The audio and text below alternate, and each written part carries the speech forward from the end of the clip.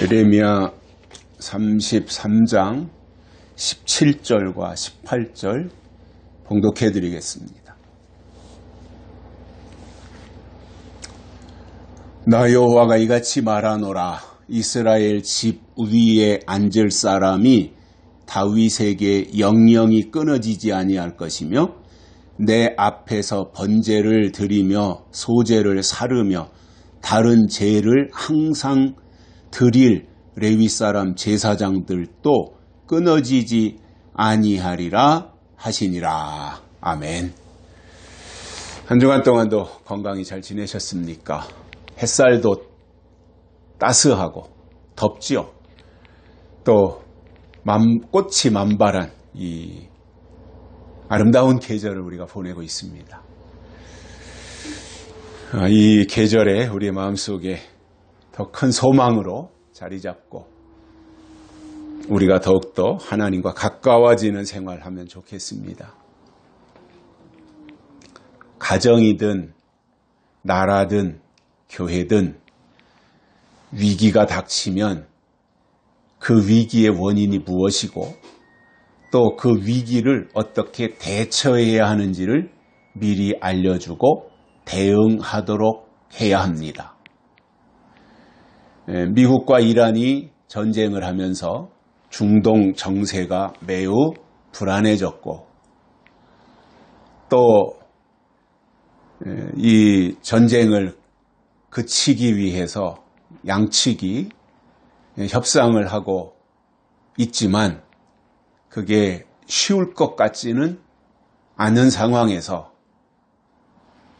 기름값은 폭등하고 있습니다. 이런 상황이라면 제가 생각할 때는 우리나라 대한민국 정부가 현재 상황을 국민들에게 알려야 돼요. 현재 상황이 기름값이 고공행진을 하고 있으니 위기다.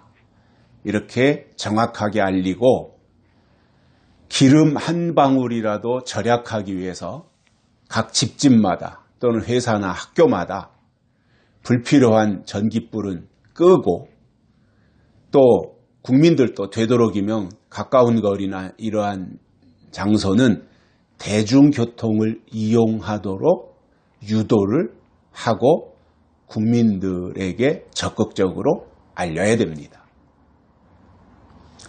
그러나 우리나라 정부는 무능한 건지 아니면 지방선거를 코앞에 두고 불안을 조성하지 않으려고 하는 것인지 원인은 알 수 없지만 위기라는 말을 아예 하지 않으면서 지금 시간만 어영부영 보내고 있다 보면 이대로 모든 상황이 종료되면 그래도 덜 하겠지만 더 큰 위기가 닥친다면 속수무책이 될 수밖에 없습니다. 신앙도 마찬가지라고 저는 생각을 합니다. 영적인 위기가 오면 왜 위기인지, 지금 상황이 왜 위기인지, 이 위기를 어떻게 대응해야 하는지, 또 환란이 오면 환란이 온다고 나팔을 불어서 알려주는 것이 정상입니다. 만약에 교회 환란이 쓰나미처럼 다가오는데 파수꾼들은 아무것도 모른 채 맨날 평안하다, 안전하다, 복 받으세요 이 말만 한다면 그는 파수꾼의 자격이 없어요. 가짜인 겁니다. 껍데기만 입고 있는 거예요. 옷으로. 껍데기만 그 모양을 갖추고 있는 것이지 실제로는 가짜라는 말이에요. 교회 지도자들이 이 시대를 정확하게 보고 경고의 목소리를 내야 하는데 아무런 조치도 하지 못하고 있다가 아무런 목소리도 내지 못하고 있다가 환란이 눈앞에 나타나면 그때는 아무도 대표할 수 없게 돼요. 하나님을 믿는다면 성경을 통해서 적어도 환난이 무엇인지 정확하게 아는 것은 저는 필요 조건이라고 생각해요. 요한계시록에 보면 환난은 5째 나팔과 6째 나팔로 설명되고 있습니다. 7개의 나팔 중에서 5째 나팔과 6째 나팔을 환난이라고 우리가 다니엘서 9장과 연결시킬 수 있는데, 이러한 내용을 계시록에서 설명하기 때문에 이 내용을 우리가 어느 정도 윤곽이라도 이해하면 성경이 말씀하는 환난이 언제, 어디서, 누구에게, 어떻게, 왜 일어나는지 알 수 있어요.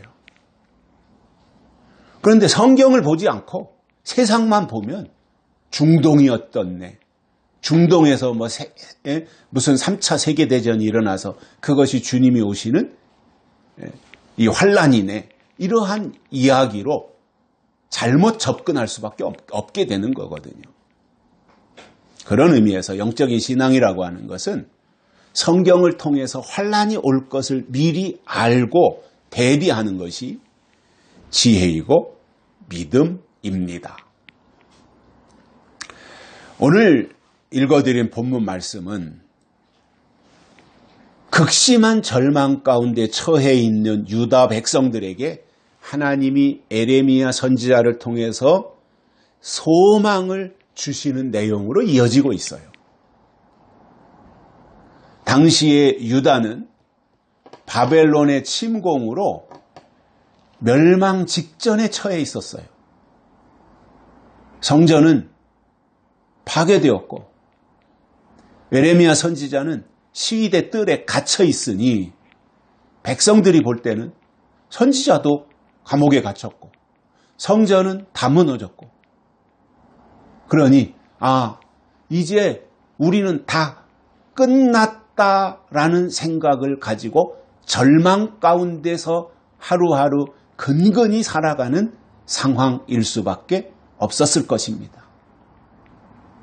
그러나 그렇게 포기하고 절망할 수밖에 없는 유다 백성들을 향해서 하나님은 아니다, 끊어지지 아니하리라 라고 하는 소망의 말씀을 주신 거예요. 오늘은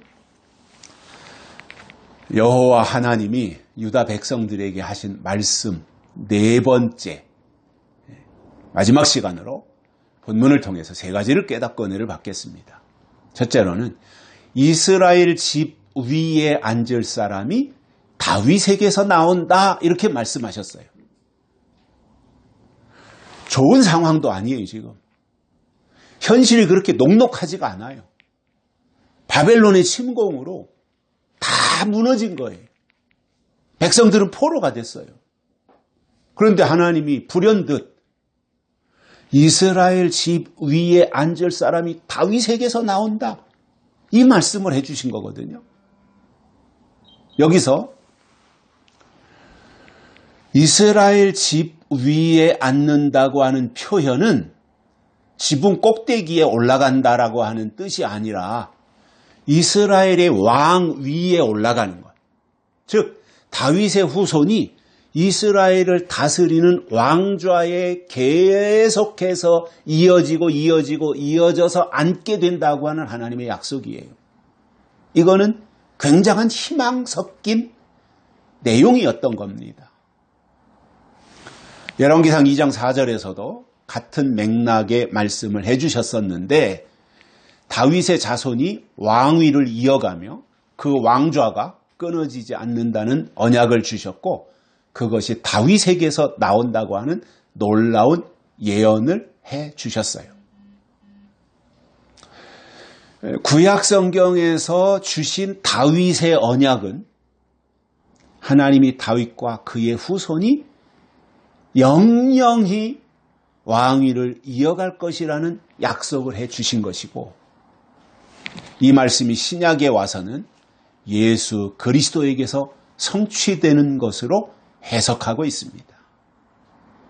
누가복음 1장 32절에 보시면 주 하나님께서 그 조상 다윗의 위를 저에게 주시리니 라는 말씀이 나오는데, 이것은 단순한 역사적인 왕조의 계승 또는 승계를 넘어서 하나님의 나라가 영영이 지속된다고 하는 것을 상징한 말씀이에요. 그 사무엘서를 보면 어느 날 하나님이 이새의 집으로 사무엘 선지자를 보내십니다. 이유는 앞으로 이스라엘을 다스릴 왕이 이새의 집에서 나올 것이니 사무엘에게 양각불에다가 기름을 담아가지고 가서 거기에 가면 내 마음에 합한 자가 있으니 그에게 기름을 부으라. 그래서 사무엘 선지자가 이새의 집으로 찾아가는 거예요. 자, 그러면 그 상황에서 지금 하나님의 선지자 사무엘이 자기들 이새의 아들들에게, 이새의 아들들 중에서 앞으로 이스라엘 다스릴 왕이 있기 때문에 그 집으로 기름을 붓기 위해서 출발해서 이새의 집으로 오고 있다고 하는 소식을 이새의 아들들이 들은 거예요. 그래가지고 그 소식을 듣자마자 들에서 일하고 양떼들을 돌보던 이 아들들이 다 그만두고 갑자기 목욕을 하고 머리를 빗고 이발도 하고 옷을 갈아입고 폼을 잡기 시작하는 거예요. 누군지는 모르지만 이새의 아들들 중에서 다음에 왕이 될 사람이 있다. 그래서 선지자가 지금 기름 붓기 위해서 오고 있다. 그러니까 갑자기 이새의 아들들이 기대감이 생기지 않겠어요? 혹시 나이냐? 나 아니냐? 내가 앞으로 이스라엘이 왕이 되냐? 이런 생각을 할 수밖에 없었겠지요. 역대상 2장 13절부터 15절에 보면 이새의 아들들에 대한 설명이 나오는데, 역대상 2장에서 설명하는 내용은 이새의 아들이 7명이에요. 중요합니다. 이새의 아들이 7명이에요. 맏아들의 이름이 엘리압이고 막내인 7째 아들의 이름이 다윗이에요. 그러니까 이새에게는 아들이 7명이 있었어요.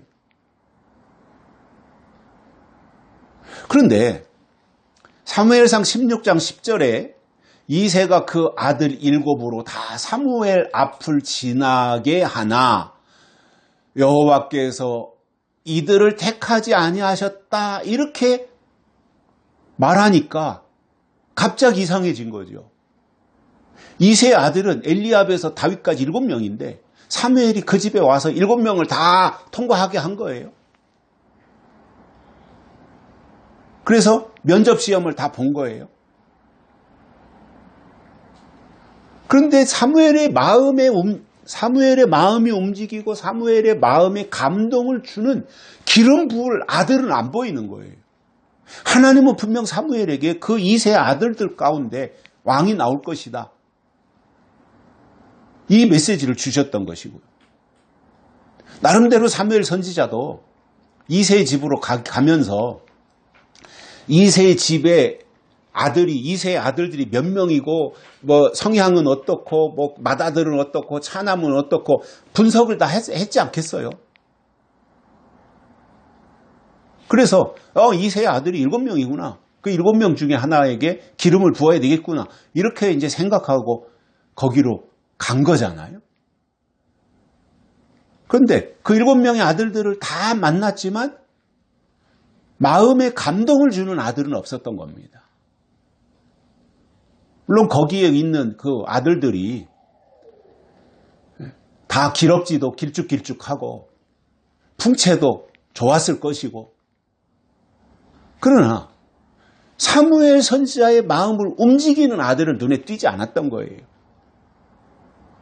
그때 사무엘 선지자가 다윗의 아버지 이새에게 한 말이 11절에 나오는데, 사무엘상 16장 11절입니다. 내 아들이 다 여기 있느냐? 이렇게 물었어요. 그랬더니 이새가 가로되 아직 말째가 남았는데 그가 양을 지키나이다. 이렇게 말한 거예요. 분명 7명은 다 와 있는데 면접을 다 봤는데 선지자가 물어보니까 아직 말째가 있다는 거잖아요. 그럼 8째가 있다는 얘기잖아요. 분명 성경은 이새 아들들은 7이라 그랬는데 그리고 다윗까지 다 통과했는데 7째까지 말째가 남아있다. 그래서 사무엘 선지자는 이거 다행이다. 하나가 또 있었구나. 이렇게 생각을 해서 그 말째를 오게 해서 보니까 첫눈에 반한 거예요. 눈은 빼어나고 얼굴은 붉고 뭐 이렇게 성경이 설명하잖아요. 그래서 그에게 보자마자 아이고 이 사람이구나 하고 기름을 부었고 그날 이후로 그 말째 다윗이 여호와의 신에게 크게 감동되니라고 하는 내용에서 드디어 그의 등극이 시작되고 그를 높이시기 위해서 골리앗과의 싸움도 하나님이 만드셨고 그리고 골리앗을 물리치면서 다윗을 점점 높이시는 이러한 장면들로 성경은 이어가고 있습니다. 그런데 역대상 2장에서 다윗은 분명히 7째 아들이었고 사무엘상 16장에서 7째인 다윗까지 다 사무엘 앞을 지나갔는데 마음에 합당한 아들이 없었지만 말째가 오니 사무엘의 마음이 감동했고 기름을 부었다고 하는 이러한 내용이니까 이게 모순되잖아요. 헷갈리잖아요. 그래서 저도 한 번은 그 사전을 찾아봤어요. 다윗이 몇째 아들인가? 7째라는 거예요. 또 요즘에는 챗 GPT, 뭐 제미나이 이런 거 있어가지고 궁금한 거 찾아보기가 너무 쉽잖아요. 그래서 챗 GPT에게도 물어봤어요. 이새의 아들 중에서 이새의 아들이 몇 명이고 다윗이 몇째인가 물어봤더니 7명이고 7째라는 거예요.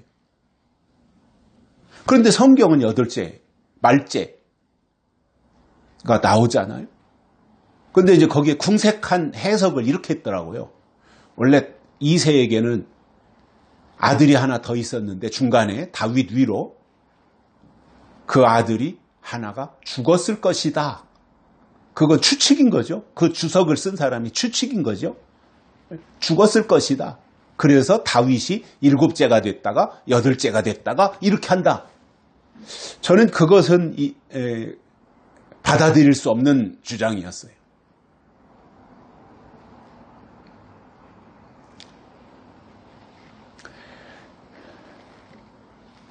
그래서 저는 이런저런 생각, 또 과거에 제 아버지께서 설명하셨던 이러한 내용들을 보면서 분명 이새의 육적인 혈통으로 볼 때 다윗은 7째가 맞고요. 다만 사무엘이 기름을 부은 말째 다윗은 영적인 다윗이다. 이렇게 이해해야 할 거라고 저는 생각을 합니다. 그래서 육적인 다윗은 왕으로서 기름 부을 대상은 아니었지만 영적인 다윗을 통해서 하나님이 일하시게 되는 그러한 모습을 설명한 거예요. 왜냐하면 계시록에도 그런 표현이 있잖아요. 7머리에 속한 8째 왕이 나오잖아요. 7째 머리에 속한 8째 왕. 그 계시록에 등장하는 설명이잖아요, 그게. 그러니까 분명히 아수르, 바벨론, 메데파사, 헬라, 로마 이렇게 쭉 가면서 7나라가 가면서 7머리에 속한 8째 왕이니까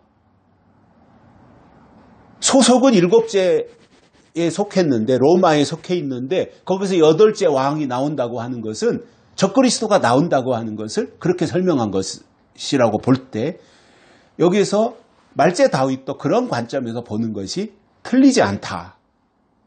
제가 더 성경을 보면서 찾아보겠지만 현재 제가 보는 관점은 그렇다라고 이해하시면 될 것 같아요. 성경은 분명하게 말씀합니다. 내 집과 내 나라가 내 앞에서 영원히 보존되고 내 왕위가 영원히 견고하리라. 사무엘하 7장 16절에서 그렇게 설명했습니다. 자, 그렇기 때문에 이 말씀은 단순히 다윗의 후손 중 한 사람이 왕이 될 것이라고 하는 의미를 뛰어넘어서, 그리고 다윗의 후손들이 계속해서 왕이 이어진다고 하는 그러한 내용을 뛰어넘는 설명이고, 육적인 것은 언젠간 끝이 있잖아요. 육적인 다윗의 왕국은 실제로 끝났잖아요. 영원하리라고 했는데 육적인 왕국은 끝났잖아요.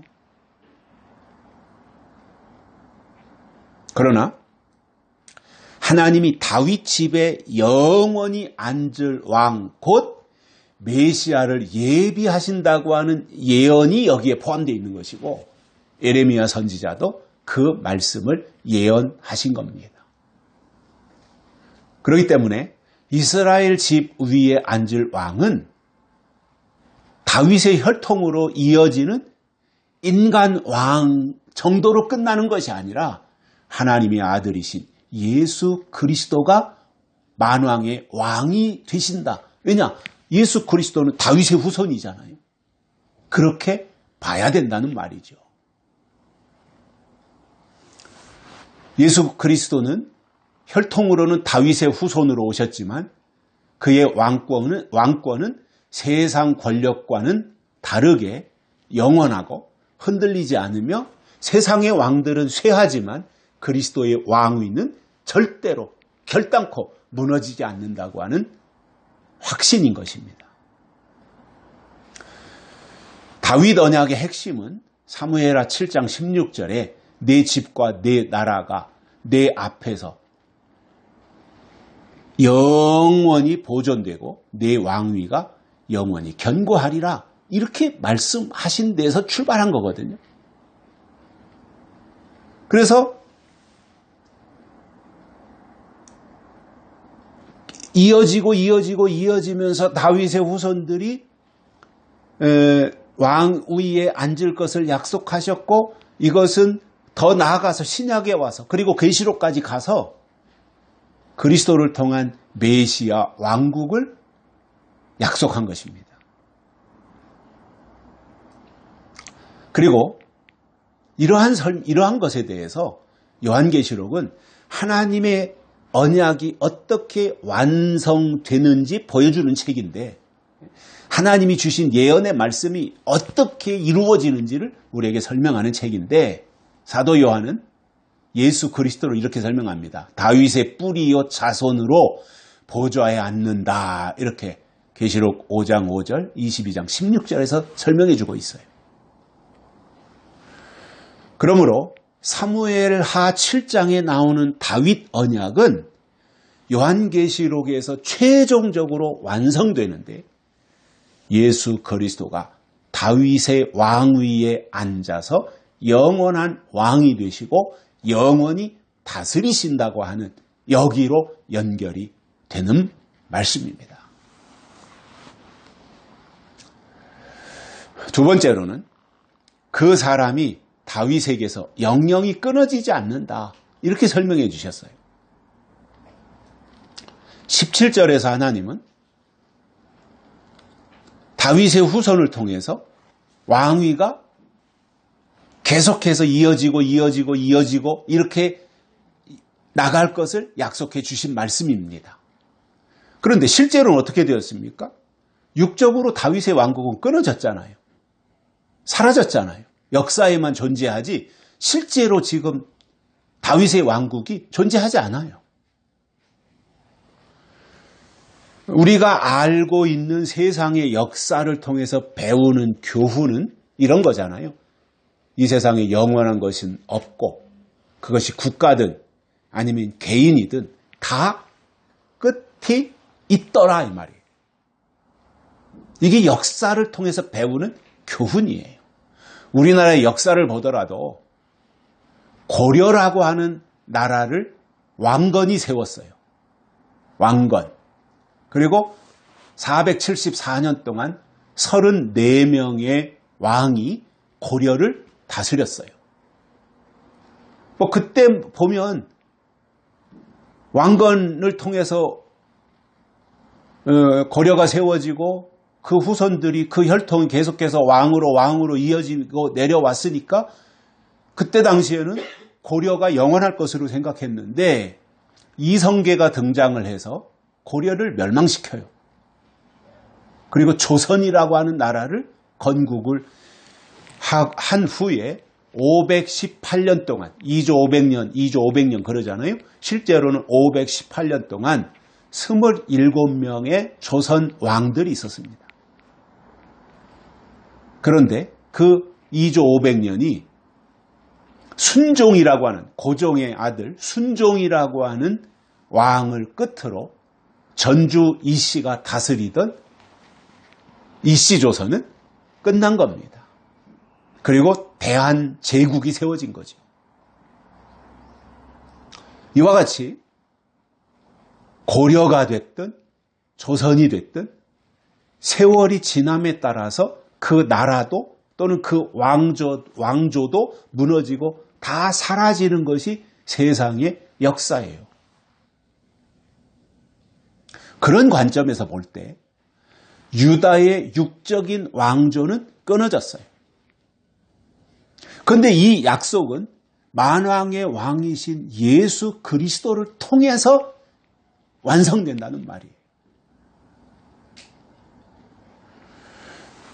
예수님이 다윗의 후손인 것은 성경이 다 증명하고 있고, 그리고 예수님이 유대인의 왕이었다고 하는 것은 예수님이 십자가에 달려 돌아가실 때 명패가 있잖아요. 예수님의 명패. 십자가 위에, 머리 위에 걸어놨던 십자가의 명패에 뭐라고 써 있어요? 유대인의 왕 이렇게 썼어요.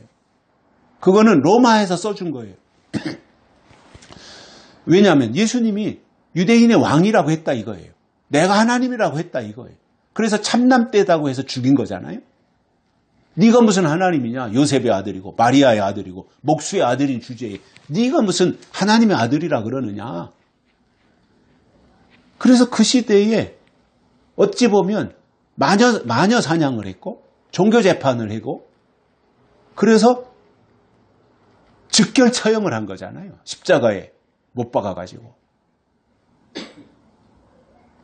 그런데 놀랍게도 예수님이 달려 돌아가시는 십자가 그 명패에 유대인의 왕, 예수가 유대인의 왕이다.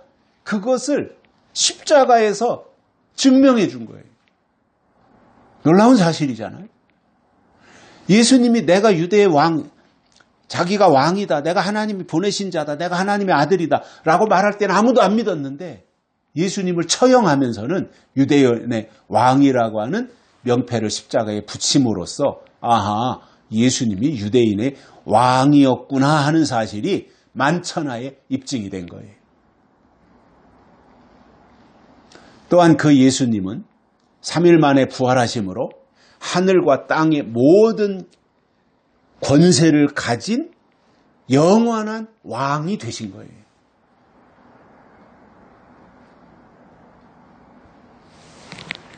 예레미야 선지자는 다윗의 왕위에 앉을 사람이 영원히 끊어지지 않을 것이라고 선포했지만 육적인 혈통은 끊어졌고 그 다윗을 통해서 예언한 다윗의 후손의 왕권의 영원성은 요한계시록에서 완성되는 거예요. 그래서 저는 요한계시록이 없다면 에레미야 선지자의 예언도 이거는 의미가 없다 생각을 해요. 영원할 것이라고 했으면 실제로 영원해야 되잖아요.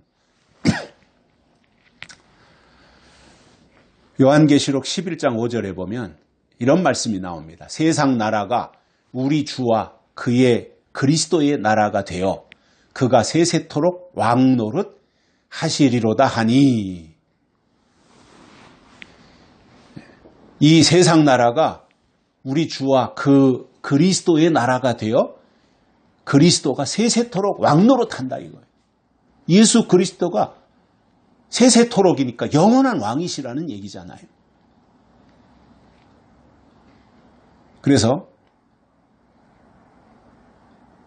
유다의 왕조는 중단됐지만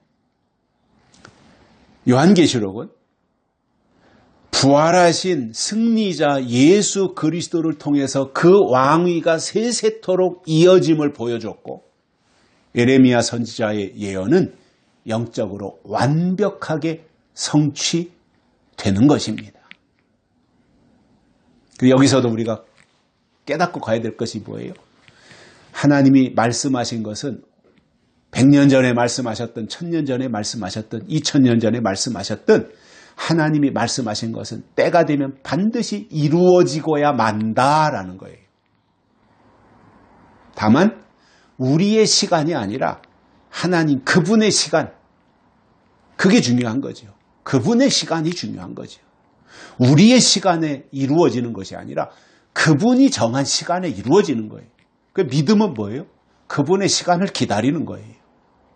말씀을 붙잡고, 약속을 붙잡고, 그분의 시간을 기다리는 겁니다. 세 번째로는 레위 사람 제사장들도 끊어지지 않는다, 이렇게 말씀하셨어요. 다윗의 혈통을 통해서 왕이 끊어지지 않을 뿐 아니라 레위 사람 제사장도 끊어지지 않는다, 이렇게 말씀하신 거예요. 이게 엄청난 거예요. 미래를 미리 예고한다는 게 이게 쉽지 않잖아요. 우리가 일기예보도 보면 뉴스에서 비가 온다 그랬는데 안 올 때도 있고요. 비 온다는 예고가 없었는데 비가 쏟아질 때도 있고요. 이게 아무리 우리나라에 들여놓은 그 일기예보 장비가 최신 장비로 1000억인가 주고 산 거라 그래요. 엄청난 거잖아요. 그런데 그것도 잘 못 맞추는 경우가 있잖아요. 그만큼 미래를 앞당겨서 예측한다는 것은 쉬운 게 아니에요.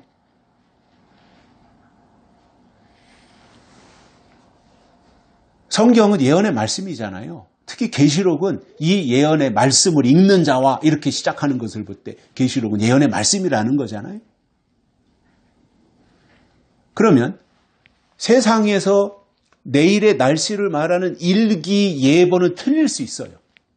그런데 성경에 말씀하는 예언은 틀릴 수 없는 거예요. 왜냐? 살아계신 하나님이 말씀하신 거니까요. 그래서 우리는 예언을 믿는 거예요. 우리가 약속을 믿는다고 하는 말은 예언을 믿는 거예요. 왜냐? 약속은 곧 예언이고 예언은 곧 약속이기 때문에 그래요.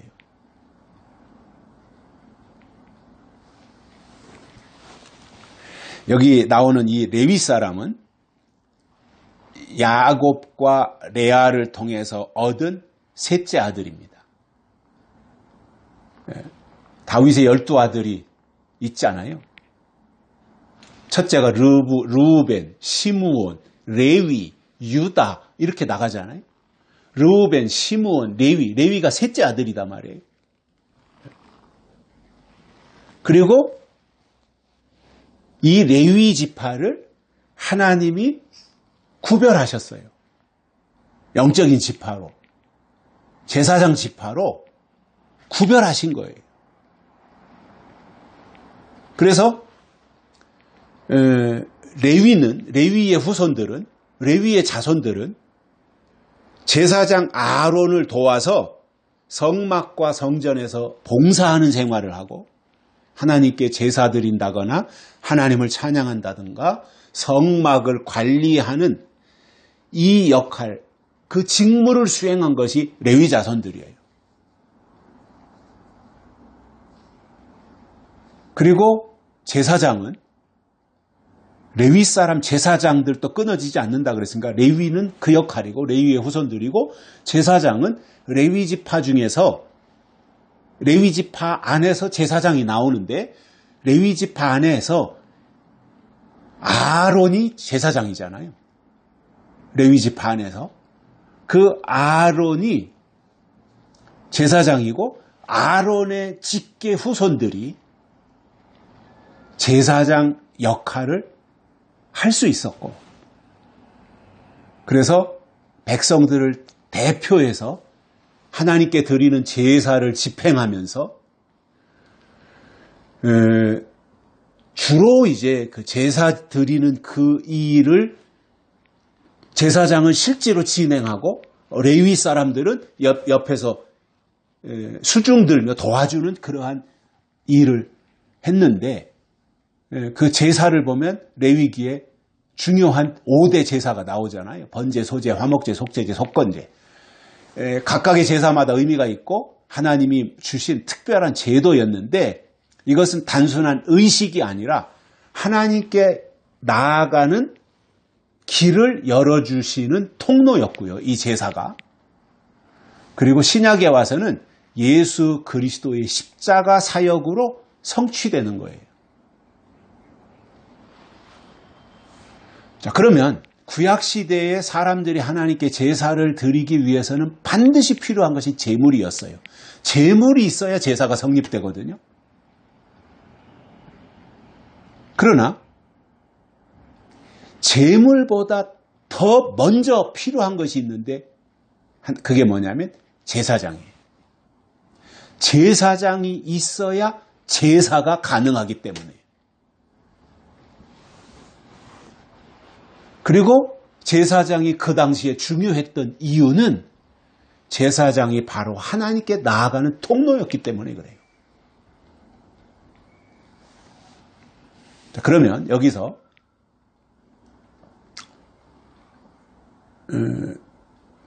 구약 성경에 나오는 제사장과 요한계시록에서 말씀하는 제사장 역할에 있어서 어떤 차이가 있느냐라고 하는 부분이에요. 구약의 제사장과 계시록에서 말씀하는 제사장이 어떤 차이가 있느냐? 구약의 제사장은 하나님과 백성 사이에 중재하는 역할이에요. 그런데 계시록에서는 그 역할이 예수 그리스도를 통해서 거짓 선지자를 물리치고 승리한 성도들이 받게 될 영광스러운 지위로 완성된다는 거예요. 구약의 제사장직은 아론을 통해서 혈통으로 이렇게 이어졌지만, 계시록에서 말씀하는 제사장은 거짓 선지자, 음녀, 바벨론의 미혹을 이기고 승리한 자들에게 주어질 영광스러운 지위다 말입니다. 또한 구약의 제사장은 짐승의 피를 통해서 정결을 유지하고 백성들의 죄를 속했습니다. 짐승의 피, 양의 피, 송아지의 피, 비둘기의 피, 이런 게 필요했던 거예요. 그런데 반해서 요한계시록은 제사장이 되는 근거가 오직 예수 그리스도의 피에만 있다는 거예요. 구약은 짐승의 피지만 신약, 예수님 십자가에 달려 돌아가신 이후에 신약에서는 짐승의 피가 아니잖아요. 예수의 피잖아요. 제사장이 되는 조건도 계시록에서는 오직 예수의 피에 있다는 거예요. 계시록 1장 5절과 6절에 보면 우리를 사랑하사 그의 피로 우리 죄에서 우리를 해방하시고 그 아버지 하나님을 위하여 우리를 나라와 제사장으로 삼으신 그에게 영광과 능력이 세세토록 있기를 원하노라, 이렇게 말씀했어요. 그러니까 구약에서의 제사장은 혈통으로 이어졌다면, 유전자 DNA에 의해서 이어졌다면, 신약은 아니잖아요. 예수님 오신 이후로는 영접하는 자고 그 이름을 믿는 자들에게는 하나님의 자녀가 되는 권세를 주셨다고 했잖아요. 구약에서의 유대인, 구약에서의 하나님의 백성은 아브라함의 후손, 이삭의 후손, 야곱의 후손, 이렇게 쭉 혈통으로 이어져 왔고, 제사장도 혈통으로 이어져 왔고, 왕도 혈통으로 다 이어져 왔지만, 예수님 오신 이후로는 혈통이 아니라 영접하는 것이다. 예수 그리스도를 영접하는 자, 곧 그 이름을 믿는 자에게는 하나님의 자녀가 되는 권세를 주셨다고 이렇게 말씀을 하셨기 때문에. 그리고 계시록에서 다른 방법으로 제사장을 삼으신다 이거예요. 계시록 5장 9절과 10절에 보면 각 족속과 방언과 백성과 나라 가운데서 사람들을 피로 사서 하나님께 드리고 그들로 우리 하나님 앞에서 나라와 제사장으로 삼으셨으니 이렇게 말씀하고 있어요.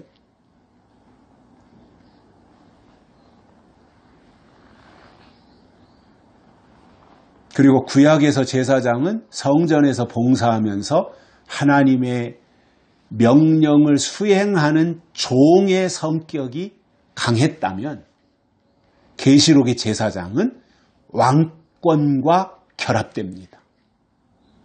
이게 중요한 거예요. 차원이 다르다 말이에요.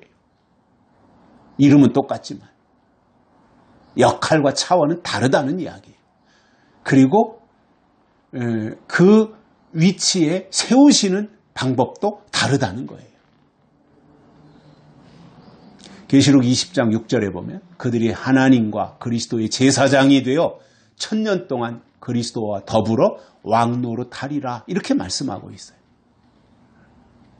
제사장이 계시록에서 말씀하는 이 제사장이 그리스도와 함께 다스리는 통치자의 지위를 가지게 된다 그 말이잖아요, 지금.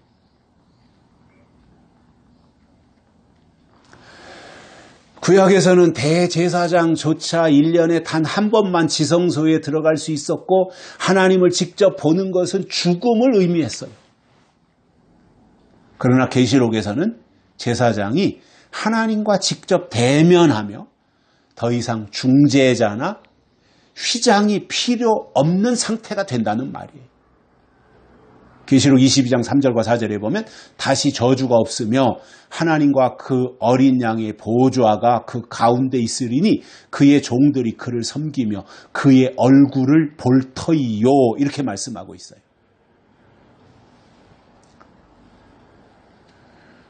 레위기에 나오는 제사장은 아무나 하는 것이 아니라 레위 지파 중에서 특히 아론의 자손들이 제사장이었고 그 제사장의 직분은 세습되었어요. 그러나 계시록은 영적인 제사장이기 때문에 혈통으로 이어지는 것이 아니라 영적으로 이어져 가는 것이고 멜기세덱처럼 등장한다 그 말이에요. 구약성경에 두 종류의 제사장 그룹이 있잖아요. 두 종류의 제사장 그룹. 하나는 멜기세덱 제사장 반열이 나오고요. 하나는 아론 제사장의 반열이 나오잖아요. 근데 멜기세덱 제사장은 잠깐 반짝 등장했다가 사라져버렸어요.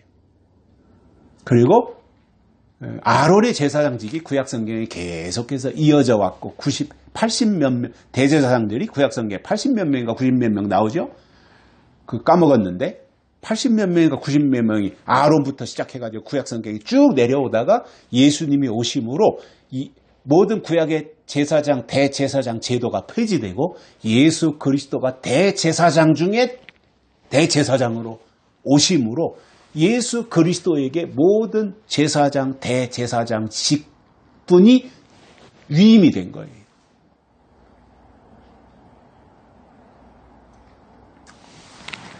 그래서 계시록은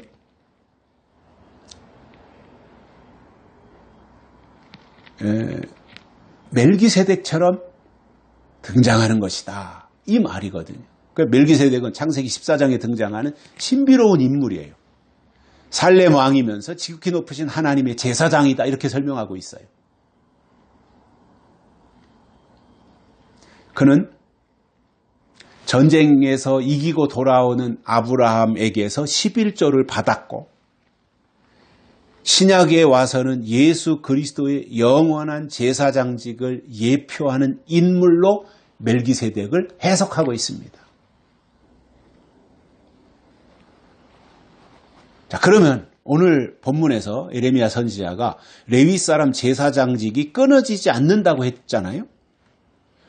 다윗 왕권도 끊어지지 않는다고 했는데 끊어졌고 레위 사람 제사장직도 끊어지지 않는다고 했지만 육적인 혈통은 구약이 끝나면서 끊어졌잖아요. 그리고 그것이 예수님에게로 연결이 되었고 이 땅에 오셔서 교회를 세우신 예수님이 부활 승천하신 이후에 성령을 통해서 교회를 지키고 교회를 보존하시면서 예수님이 그 대제사장직을 교회를 통해서 설명해 주신 거예요. 이것이 요한계시록에서 제사장직이 나타나고 주님의 피로 사신 사람들을 나라와 제사장들로 삼으셨기 때문에 결국 계시록에서 설명하는 제사장의 자리에 포함되면, 제사장의 직책을 받게 되면 하나님은 그들에게 왕권도 같이 주셔서 1000년 동안 왕노릇하게 하신다고 하는 것이 계시록에 담긴 내용이에요. 하나님은 금방 소멸해 없어질 것처럼 초라하고 별 볼 일 없는 유다 백성들에게 다윗의 혈통이 끊어지지 않을 것을 소망으로 약속해 주신 거예요.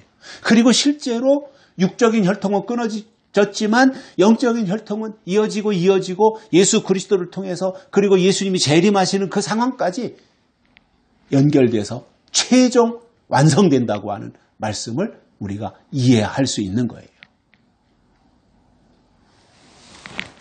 그래서 계시록에 나오는 피로 사시고 제사장으로 삼은 자들이 나중에 왕권을 받아서 1000년 동안 왕노릇한다고 하는 것이 성경의 결론이기도 하고요. 이때 가면 제사와 정치가 일치하는, 제사장이 왕이 되니까, 왕이 제사장이 되는 것이니까 그야말로 재정일치의 시대가 이때 가서 이루어진다고 하는 말씀입니다. 결론으로 하나님이 예레미야를 통해서 유다 백성들에게 다윗의 왕권과 레위의 제사장직을 영영이 끊어지지 않는다고 하신 이 말씀은 계시록에서, 요한계시록을 통해서 완성된다는 것입니다. 우리는 이처럼 큰 내용을 성경을 통해서 기억하고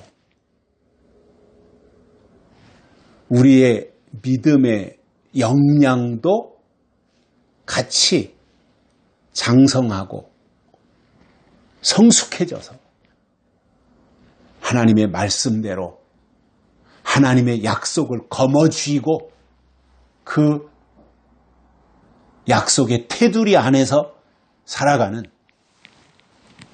종들이 되시기를 간절히 소망합니다. 기도하시겠습니다. 살아계신 하나님 아버지 감사합니다. 오늘 또 우리를 불러주시고 말씀을 듣게 해주셔서 감사합니다. 오늘 주신 말씀, 하나님의 예언이 육맥과 영맥으로 진행이 되고 결국 영적인 것들을 통해서 최종 완성되고 승리하신다고 하는 이 말씀을 보면서 우리의 신앙이 육적인 것에만 치우치거나 거기에만 머무르는 것이 아니라 영적인 단계로 업그레이드되고 더 성장하고 발전하며 성숙해지는 장성한 하나님의 사람들이 되도록 축복해 주옵소서. 다시 오실 예수님의 이름으로 간절히 기도드리옵나이다. 아멘. 찬송가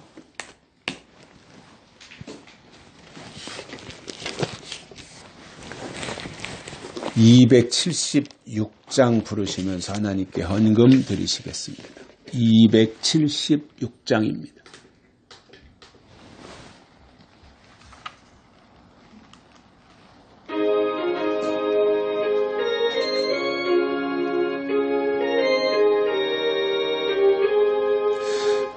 하나님의 진리 등대 길이 빛나니 우리 우리들도 등대되어 주의 사랑 비추세.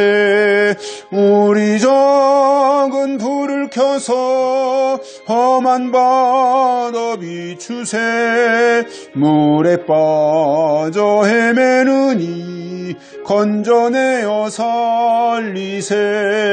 죄의 바